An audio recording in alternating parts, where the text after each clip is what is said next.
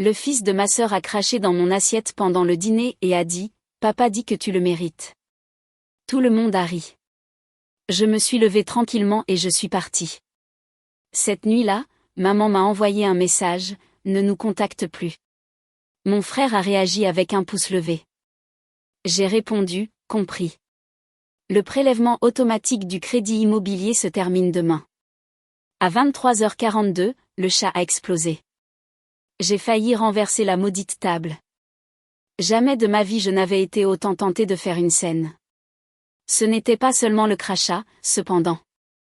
Regarder Tom se pencher, me regarder droit dans les yeux et cracher délibérément un molar dans ma purée était déjà assez dégoûtant. C'est ce qu'il a dit après qui m'a retourné l'estomac.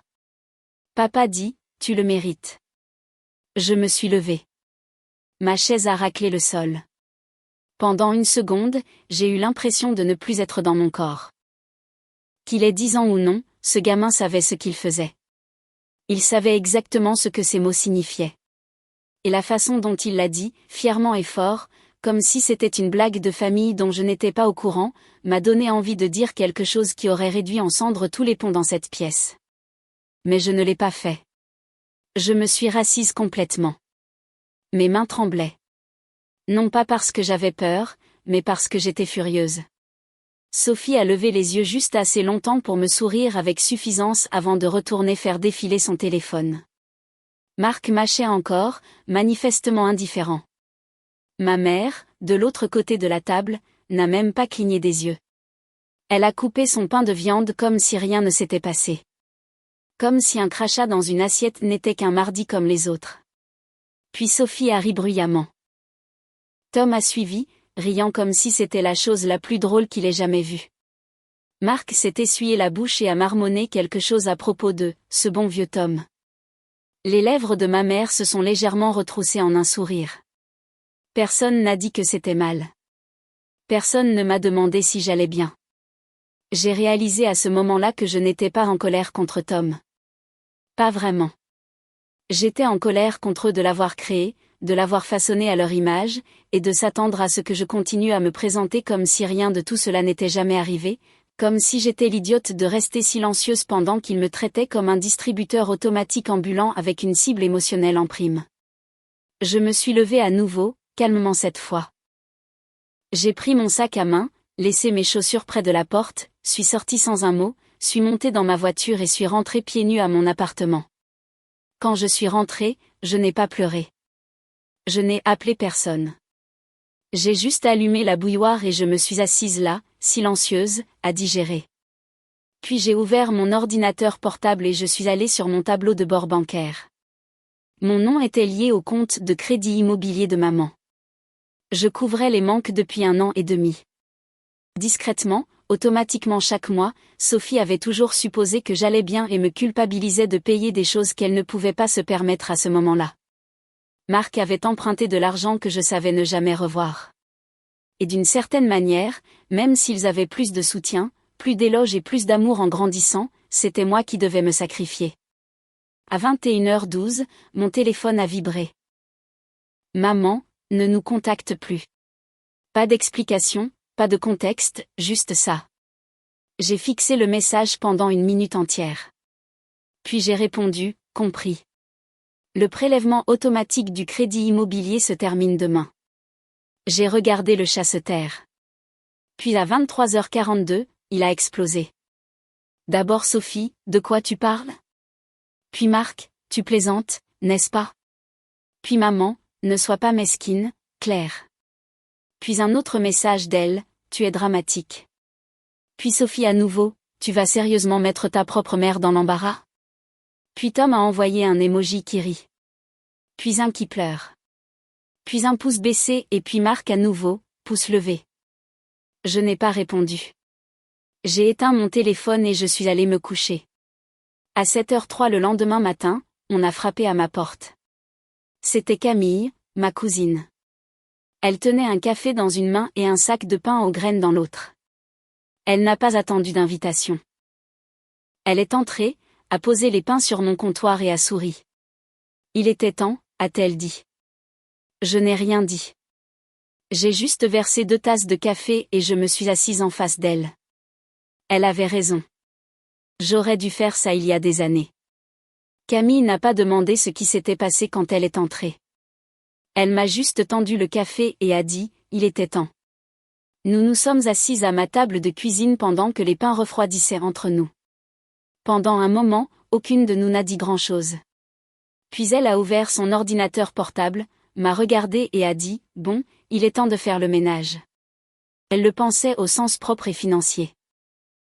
Pendant que je jetais les souvenirs de ma famille, la veste que Sophie avait laissée ici il y a 6 mois, la manette de Nintendo cassée de Tom que j'étais apparemment censée réparer, Camille a sorti mes comptes bancaires, mes dossiers de prêt et la liste de prélèvements automatiques que je n'avais pas touchés depuis des années. Tu paies leurs factures comme une comptable à plein temps, a-t-elle dit. Pas étonnant qu'ils te traitent comme une employée. Il y avait plus que ce dont je me souvenais.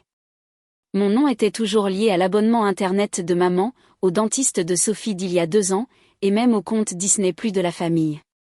Je payais toujours le compte Netflix que seul Tom utilisait. Chaque lien a été coupé. Le prêt automobile de Sophie était plus délicat. J'avais cosigné il y a des années quand elle m'avait dit qu'elle avait besoin d'aide juste pendant 6 mois pour obtenir l'approbation. Elle n'a jamais refinancé, n'en a plus jamais parlé. J'ai appelé le prêteur et j'ai déposé une demande de libération. Cela prendrait quelques semaines, mais ce serait fait. Camille m'a regardé. Tu te rends compte de l'ampleur de la chose, n'est-ce pas? J'ai hoché la tête, mais je ne le sentais pas encore vraiment. Je me sentais juste plus légère, pas heureuse, juste pas écrasée. Dans les jours qui ont suivi, j'ai commencé à remarquer l'espace que j'avais dans ma vie. Un espace réel. Je ne consultais plus constamment mon compte. Je ne recevais plus de SMS passifs-agressifs sur l'argent ou les courses ou « Peux-tu emmener Tom à son rendez-vous la semaine prochaine ?» J'avais le silence, un silence froid, encore inconnu, et je l'aimais. J'ai acheté un nouveau matelas, je me suis fait couper les cheveux, je me suis inscrite à un cours de poterie le jeudi soir avec Camille. C'était étrange de faire quelque chose simplement parce que j'en avais envie, mais j'apprenais. Le groupe de discussion est resté mort. Pas un seul message. J'ai attendu, mais rien n'est venu jusqu'à 2 semaines et demie plus tard, quand Sophie a envoyé un seul SMS, « Tu es une horrible personne. » Tom a pleuré quand il a découvert qu'il ne pouvait pas aller à sa sortie scolaire. J'espère que ça te fait plaisir. Pas de salutation, pas d'explication, pas de responsabilité. Je n'ai pas répondu. Elle a enchaîné avec un message vocal de 48 secondes. Principalement décrit, quelque chose sur la loyauté, la famille. Sa voix s'est brisée quand elle a mentionné Tom. Puis ça s'est coupé en plein milieu de la phrase. Je ne l'ai pas écoutée 2 fois. Camille m'a dit de la bloquer. Je ne l'ai pas fait. Pas encore. Une partie de moi voulait voir jusqu'où ils iraient. À quoi ressemblait le désespoir quand le droit de tout avoir s'épuisait. Quelques jours plus tard, Camille m'a envoyé une capture d'écran d'un post Facebook que Sophie avait fait. C'était une campagne de financement participatif intitulée « Aider Tom à traverser une année difficile ». La photo montrait Tom souriant avec un sac à dos. La description était vague, quelque chose sur des repas impayés, des factures médicales soudaines et comment certains membres de la famille avaient choisi de s'éloigner. Il y avait une seule donation, 10 € de notre mère. Cette partie m'a fait mal. Camille me l'a envoyée sans légende. Je l'ai juste regardé fixement. Je n'ai pas fait de don. Je n'ai pas demandé à quoi servaient les factures médicales. Je n'ai pas partagé la publication, mais cela a provoqué un changement en moi. Je n'étais pas coupable. J'étais alerte. Il y avait autre chose. Sophie ne m'avait jamais rien dit sur le fait que Tom était malade ou avait besoin de traitement. Et maintenant, elle mendiait de l'aide à des inconnus pour une sortie scolaire. Il y avait autre chose. Camille m'a vu fixer l'écran et a dit, « Tu ne leur dois rien, tu sais. » J'ai hoché la tête, mais je n'arrêtais pas de penser au mot « médical ». Parce que si quelque chose était vraiment arrivé à Tom, il ne l'admettrait jamais. Pas avant d'être à court d'options. Une autre semaine de silence s'est écoulée, et pour une fois, je ne l'ai pas passé à attendre leur prochain mouvement. J'étais occupée. J'avais mon cours de poterie du jeudi avec Camille. Je me suis jointe à un club de lecture le week-end à la bibliothèque du centre-ville, et j'ai enfin commencé à dormir toute la nuit. Un sommeil profond et ininterrompu. Plus de réveil à 2 heures du matin pour vérifier si Sophie m'avait envoyé un message pour un autre petit service. Je commençais à croire qu'ils étaient peut-être vraiment partis pour de bon cette fois. Mais ça ne dure jamais, n'est-ce pas? C'était jeudi. Je venais de quitter le cours et je me dirigeais vers ma voiture avec un latte vanille quand mon téléphone a vibré dans la poche de mon manteau. Numéro inconnu, pas de message vocal. Je n'ai pas répondu. Pas même une minute plus tard, un message est apparu. C'était Sophie. Je sais que tu me détestes. Tu en as parfaitement le droit. Mais Tom est malade. C'est grave. Il a besoin d'une opération. Nous avons perdu notre assurance il y a quelque temps et nous ne pouvons pas la couvrir. S'il te plaît, je ne demande pas pour moi. S'il te plaît, ne dis pas à maman que je te l'ai dit. Elle est déjà à bout. Je demande juste de l'aide pour lui. Je me suis tenue là, sur le parking, appuyée contre la portière côté conducteur, le lisant encore et encore. Mon premier instinct a été de le supprimer et de rentrer chez moi. Elle n'avait même pas dit pour quelle opération c'était. Elle n'a pas dit « je suis désolée ». Elle a juste sauté directement dessus, supposant que je serais toujours celle qui nettoierait leur désordre. Je l'ai montré à Camille ce soir-là. Tu vas aider, n'est-ce pas? Je n'ai rien dit. Elle connaissait déjà la réponse. Il ne s'agissait pas de Sophie.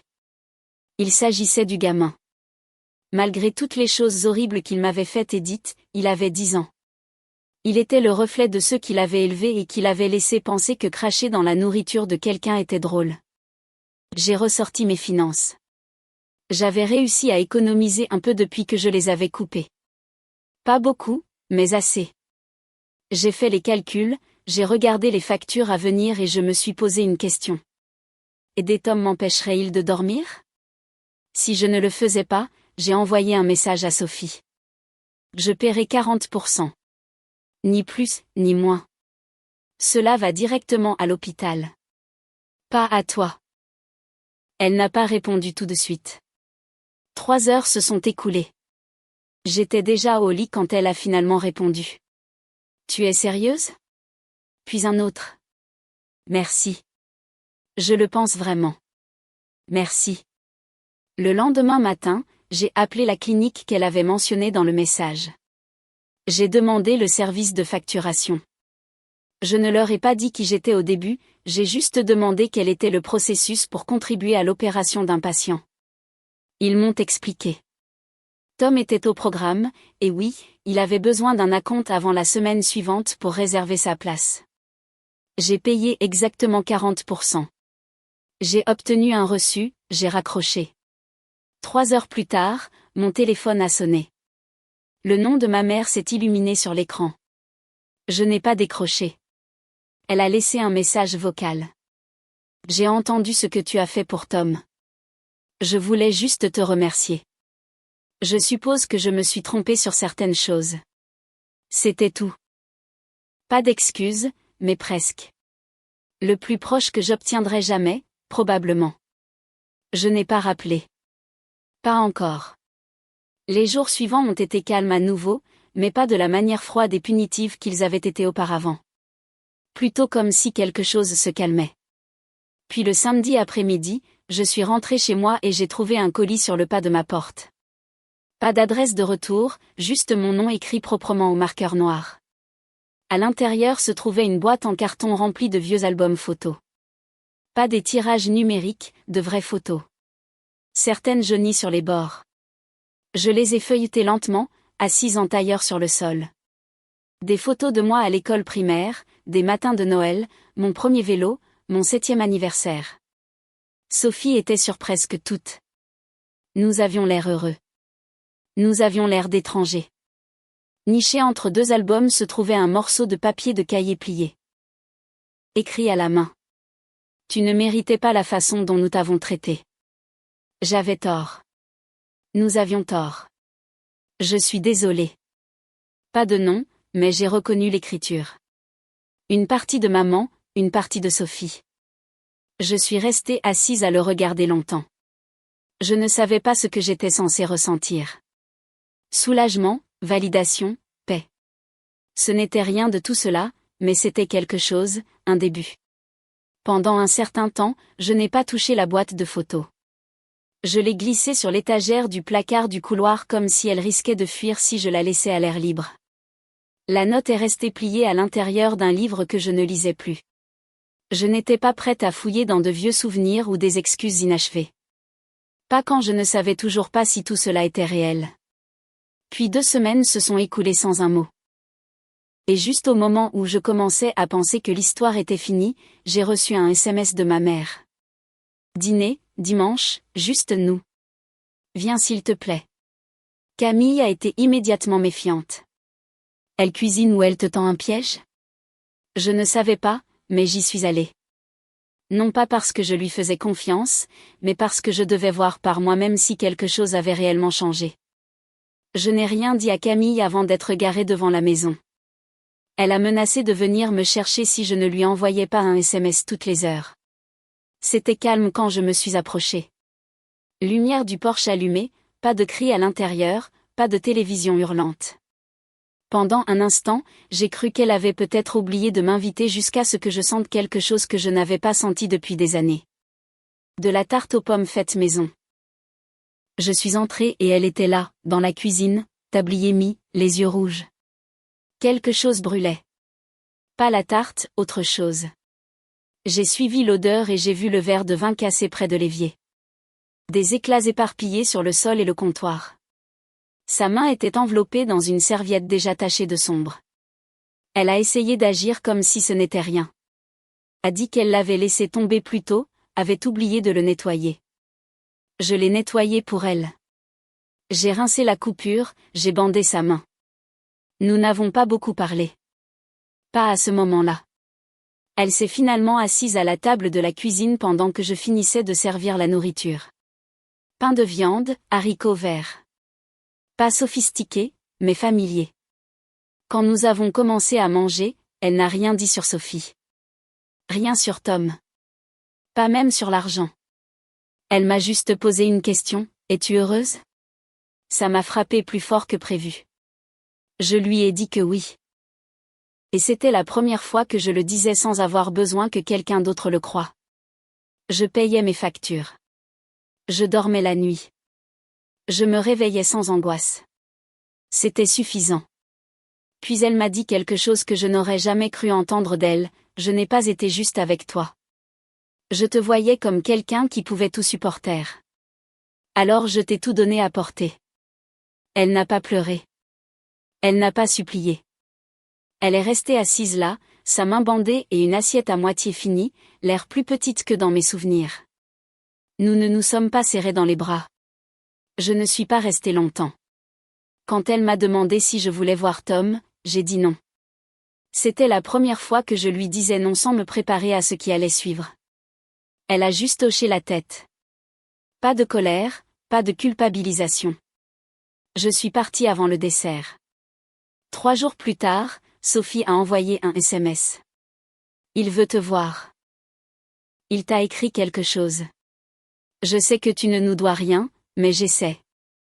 Je l'ai ignoré. 2 autres jours se sont écoulés et un colis est apparu à ma porte. Pas d'adresse de retour, juste mon nom et une écriture que je reconnaissais. À l'intérieur se trouvait une feuille de papier ligné pliée avec un dessin au crayon.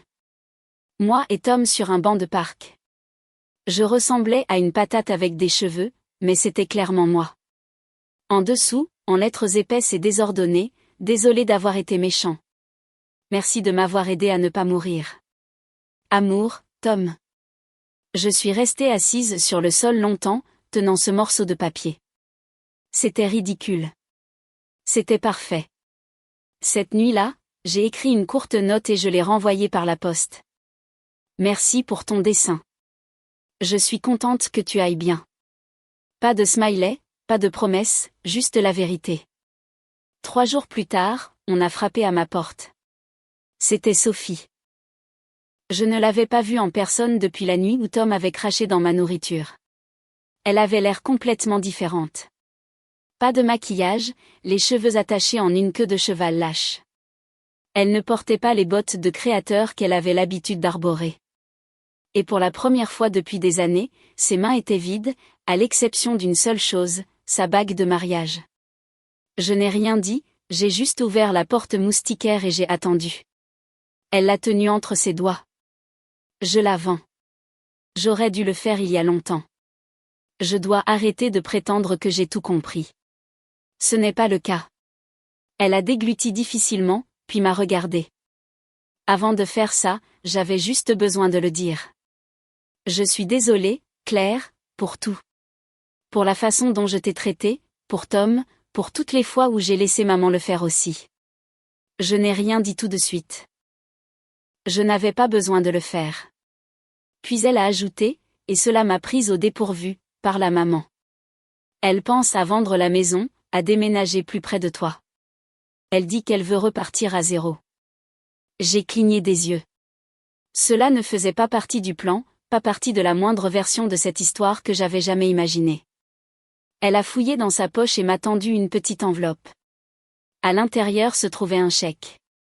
Ce n'était pas pour tout ce que j'avais payé au fil des ans, mais c'était quelque chose. 4 chiffres, assez pour me couper le souffle. C'est de nous deux, a-t-elle dit. Puis elle s'est retournée et est retournée à la voiture où Tom était assis sur la banquette arrière, me regardant tranquillement. Il a fait un signe de la main. J'ai répondu. Je suis restée dans l'embrasure de la porte longtemps après qu'il soit parti. Le signe de la main de Tom est resté avec moi. Ce n'était pas excessif ou dramatique. Juste un petit mouvement comme s'il le pensait vraiment. Comme s'il comprenait quelque chose maintenant qu'il n'avait pas compris avant. Peut-être que oui. Ou peut-être qu'il n'était qu'un enfant essayant de repartir à zéro de la seule façon qu'il connaissait. Je suis rentrée et j'ai regardé le chèque. Ce n'était pas une somme énorme, pas comparée à tout ce que j'avais couvert pour eux au fil des ans. Mais ce n'était pas petit non plus. Plus qu'assez pour dire que nous nous souvenons. Assez pour dire que nous savons ce que nous avons pris. Je l'ai laissé sur le comptoir et je ne l'ai pas touché le reste de la nuit. Camille est venue 1 heure plus tard. Elle n'a pas attendu que j'explique, elle a juste laissé ses clés dans le bol près de la porte, a enlevé ses chaussures et m'a tendu une bouteille de vin comme si nous avions déjà commencé la conversation. On dirait que ton ex vient de te demander en mariage, a-t-elle dit en ouvrant le congélateur. Il n'y a pas de pizza surgelée. J'ai ri. C'était la première fois que je riais depuis des jours. Nous avons parlé, pas seulement de Sophie ou de ma mère, mais de moi, des choses que je voulais faire. Camille m'a dit qu'il y avait une ouverture dans son entreprise, administrative, horaire flexible, de vrais avantages. Je n'ai même pas hésité quand j'ai dit que j'y penserais. C'était un pas énorme pour moi. Avant, mon cerveau aurait immédiatement flashé toutes les façons dont prendre soin de quelqu'un d'autre se mettrait en travers, mais il n'y avait plus personne d'autre, juste moi, et l'idée de cela ne m'effrayait plus. Quelques jours plus tard, maman m'a envoyé un nouveau SMS. C'était une photo. Une petite maison de plain-pied avec de la peinture écaillée, une boîte aux lettres tordues et une balançoire dans le jardin. Je pense à acheter ça, a-t-elle écrit. À 10 minutes de chez toi. Cela m'a prise au dépourvu. Cela ne ressemblait pas à une pression. Cela ressemblait à une possibilité, comme si elle disait, je veux être proche, mais je ne demande rien. Je n'ai pas répondu tout de suite. J'ai juste regardé la photo. Une petite maison abîmée qui semblait attendre d'être soignée. D'une étrange manière, ça me rappelait elle. 2 jours après cela, je suis rentrée du cours de poterie et j'ai vu une enveloppe sous ma porte. Pas de nom, pas de timbre, juste mon prénom écrit au crayon. Un peu inégal. Je savais déjà. À l'intérieur se trouvait une carte pliée avec des oursons de dessins animés sur le devant. Le genre que l'on achète dans une station-service quand on est pressé. À l'intérieur, d'une écriture d'enfant, salut Claire. Je me sens mieux maintenant. Maman dit que je peux venir si tu veux. Je suis désolée d'avoir été méchant. J'espère que tu aimes ton travail et ta nouvelle coupe de cheveux. Amour, Tom. J'ai figé. Je n'avais parlé à personne du travail ou de la coupe de cheveux. Je n'avais rien posté en ligne. Cela signifiait que Sophie lui avait dit. Cela signifiait qu'elle parlait de moi. Pas avec amertume, pas avec moquerie, mais comme d'une personne qui mérite d'être connue, d'être respectée. Cela semblait étrange. Je n'ai pas pleuré. Je n'ai pas ri. Je me suis juste assise à la table de la cuisine et j'ai regardé la carte. Le lendemain matin, j'ai ouvert mon ordinateur portable et j'ai regardé la candidature que Camille m'avait envoyée. Je l'ai remplie, j'ai appuyé sur envoyer. Puis, j'ai ouvert un nouvel onglet et j'ai écrit une courte réponse à Tom par son email scolaire, pas celui de Sophie. Salut Tom. Merci pour ta carte. Je suis contente que tu te sentes mieux. Je décide encore des visites, mais j'aimerais t'écrire parfois. Ça me va si ça te va. 2 jours plus tard, une autre enveloppe est arrivée, celle-ci plus épaisse. À l'intérieur se trouvait un autre dessin. Moi, Tom et Camille assis à une table couverte de petits pots d'argile désordonnés. Son souci du détail était ridicule. Il avait même dessiné la poignée tordue de ma première tentative. En dessous, au crayon rouge, un jour. Ce mot m'a frappé plus fort que prévu. Il n'avait pas écrit « Puis-je venir ?» ou « On peut traîner ensemble ?» Il m'avait juste laissé de l'espace. Un jour, il me laissait choisir. Cette nuit-là, je me suis assise au bord de mon lit, le dessin sur les genoux, pensant à tout le temps que j'avais supplié pour de l'espace et à la vitesse avec laquelle ils le remplissaient de leurs urgences, de leurs besoins, de leur chaos. Et maintenant, soudain, tout était à moi. J'ai plié le dessin délicatement et je l'ai glissé dans le même livre où je gardais la première note de maman. Puis j'ai pris mon téléphone et j'ai envoyé un SMS à Camille. Est-ce que je le suis ? L'automne est arrivé rapidement. Les feuilles devant ma fenêtre sont passées du vert à l'ambre presque du jour au lendemain. Cela faisait 3 mois depuis l'opération de Tom, 2 depuis que j'avais pris le poste dans le cabinet de Camille, et environ 4 semaines depuis la dernière fois que j'avais eu des nouvelles de Sophie. Je pensais que le silence serait angoissant, mais il ne l'était pas. C'était la paix. Le travail n'était pas glamour, mais il était stable. J'avais une routine maintenant. Un café du même petit commerce chaque matin, un bureau près de la fenêtre et des collègues qui ne s'attendaient pas à ce que je règle leur vie. Camille et moi faisions du covoiturage la plupart des jours. Elle ne l'a jamais dit, mais je pouvais dire qu'elle aimait m'avoir près d'elle. J'aimais ça aussi. Un jeudi soir tranquille, mon téléphone a vibré. C'était maman. Elle avait acheté la maison. Le message était simple, je l'ai fait. La vente est passée. Je déménage dans 2 semaines. Tu n'as pas besoin d'aider, mais j'aimerais te cuisiner un repas une fois installé. J'ai fixé le message longtemps. Puis j'ai répondu, un dîner, c'est tout ce que j'accepte. Quelques jours plus tard, une autre lettre est arrivée. Celle-ci ne venait pas de Tom. Elle venait de Sophie. Tapé, signé. Pas de dessin, pas de pique passive-agressive cachée entre les lignes, juste une page entière de clarté. Elle parlait de honte, de voir Tom presque mourir et de réaliser que la seule personne qui s'était manifestée n'était pas elle ou Marc ou même maman, mais moi. Elle a dit qu'elle me détestait, non pas parce que j'étais cruelle, mais parce que je restais gentille, et cela lui faisait voir qui elle n'était pas. Elle a écrit « Je sais que tu ne me dois rien ». J'avais juste besoin de dire ça avant d'abandonner l'idée d'attendre quoi que ce soit en retour. Je n'ai pas répondu, mais j'ai gardé la lettre. Puis, juste avant le déménagement de maman, j'ai reçu un autre message de Tom.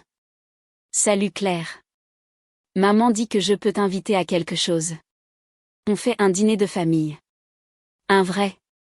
Pas de cris, pas de pain de viande bizarre. Maman a dit qu'elle utiliserait même les bonnes assiettes. Tu peux dire non, mais j'espère que non. Les mots « un vrai » sont restés avec moi. Camille a levé un sourcil quand je lui ai dit. Tu leur fais confiance pour ne pas imploser ? Non. Mais je me fais confiance pour partir s'ils le font. Alors j'y suis allée. C'était étrange dès le début. Maman a ouvert la porte et m'a réellement serrée dans ses bras. Pas une chose froide et performative, mais une étreinte maladroite et réelle qui disait « J'essaie ». À l'intérieur, Sophie était déjà à table, aidant à servir la nourriture. De la vraie nourriture, pas de la nourriture à emporter dans une casserole ou de la pizza surgelée. Du poulet rôti, de la salade, de vrais légumes qui n'étaient pas sortis d'une boîte. Et Tom, il a couru et m'a tendu une serviette pliée en triangle. Je t'ai fait une carte de place, a-t-il dit. Il y a ton nom et tout. Je me suis assise, attendant la tension, attendant le sarcasme, que quelqu'un s'énerve, que les vieilles habitudes reviennent, mais elles ne sont pas revenues. Nous avons parlé de choses normales. J'ai interrogé Tom sur l'école. Il m'a dit qu'il aimait l'art maintenant. Sophie a mentionné qu'elle passait un entretien dans une bibliothèque locale, juste à temps partiel, mais stable. Maman a dit qu'elle essayait un groupe de marche pour les gens qui avaient oublié comment avoir des amis. À la fin du repas, Sophie m'a tendu une petite boîte. Elle n'était pas emballée, juste scotchée. Je l'ai ouverte lentement. À l'intérieur se trouvait l'ancienne photo de famille que j'avais toujours aimée, celle de nous tous au lac quand nous étions enfants. Je tenais Tom en arrière-plan, bien qu'il ne soit pas encore né. Maman a dit que c'était la seule copie. Elle voulait que je l'aie. Il y avait autre chose dans la boîte. Une clé de la nouvelle maison au cas où tu voudrais passer, a dit maman. Ou partir. Pas de contrainte, juste, elle est à toi aussi, si tu veux qu'elle le soit. Je n'ai rien dit longtemps, mais je suis restée pour le café, pour la tarte, pour un moment qui, enfin, ressemblait à une famille. Et peut-être qu'après tout, c'était la vraie fin. Pas une fin parfaite, juste une fin possible.